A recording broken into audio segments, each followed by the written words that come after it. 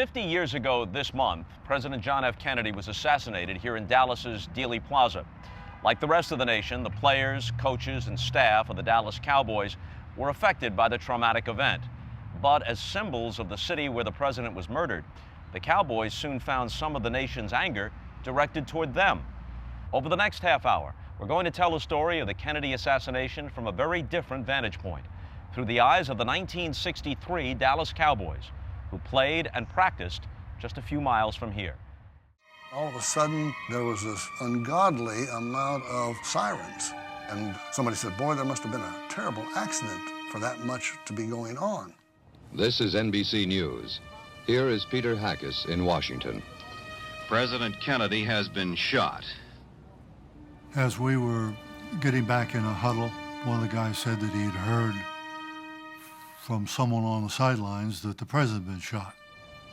As of now, there is no final official report on his condition. I said, I better go out and inform Coach Landry about this. I said, Coach, some tragic event has occurred downtown Dallas. And he looked at me kind of strange, and he said, what are you talking about? I said, Coach, someone shot President Kennedy. Mrs. Kennedy was weeping and trying to hold up her husband's head when reporters reached the car. He looked at me in disbelief, and I think actually his face became a little ashen at the time, and he said, you said what? The president's condition is serious and uncertain. Coach Landry called us all together, and he said the president's been shot, the governor's been shot, they're both in the hospital, and they were both alive. So we're going to continue to practice until we hear something further. He was carried into the hospital. Unconscious and bleeding. Unconscious and bleeding. We simply just stood there in total disbelief. I mean, every player just could not believe. And last rites of the church have just been administered. We all kind of were in a daze, quite honestly. I mean, you just couldn't believe that the president had been shot. White House Press Secretary Malcolm Kilduff has just announced that President Kennedy died at approximately 1 o'clock Central Standard Time, which is about 35 minutes ago.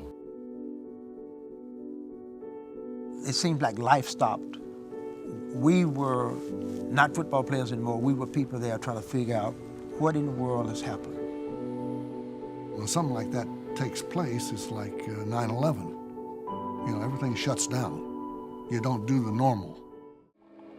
Shortly after 1 p.m., a caisson bearing the casket of President Kennedy moved down Pennsylvania Avenue from the White House to the Capitol.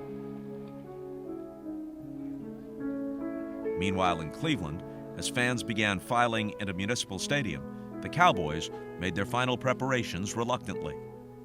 I felt totally lethargic in terms of how I wanted to approach this game, and I can't believe it. And I was just the opposite kind of football player. You got your game face on by Sunday. That means a chip on your shoulder. And I didn't have a chip on my shoulder that day, I can tell you that. And I didn't have my game face on. Fearing anti-Dallas sentiment among the fans, Browns owner Art Modell took an unusual precaution in the form of specific instructions to public address announcer Johnny Holliday.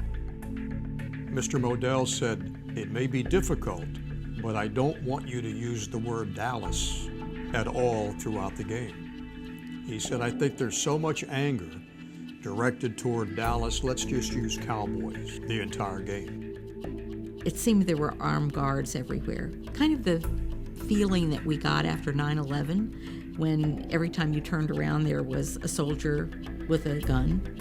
It was that kind of feeling walking in, that maybe these people were serious, nobody knew. This is the old Scotsman Gordon McClendon in Cleveland, Ohio.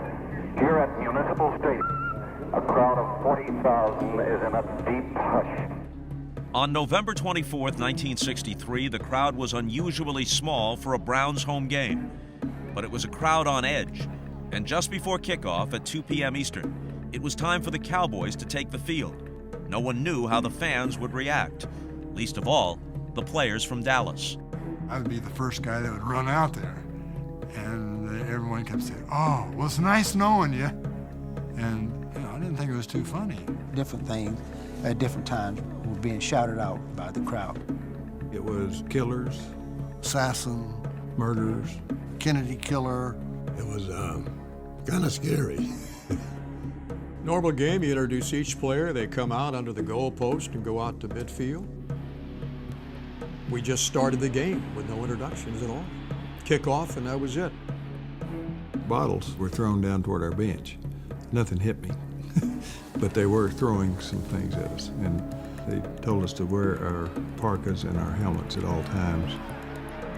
You were also suspicious, in the back of your mind, somebody could shoot. So when you went out on the field, you were naturally kind of looking around. People were really mad, and they blamed it on the city. Even some of the Cleveland players shared their fans' animosity toward the visiting team's hometown. This city, Dallas, has killed our president. That was a feeling that we had. We wanted to get after Dallas.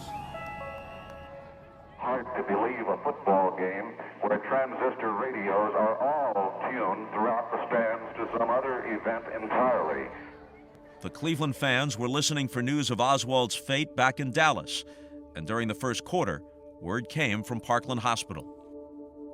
Mr. Oswald died at 1:07 our time in the operating room of the gunshot wound. The only thing I could think about during the whole game was, I'm ready to get out of here.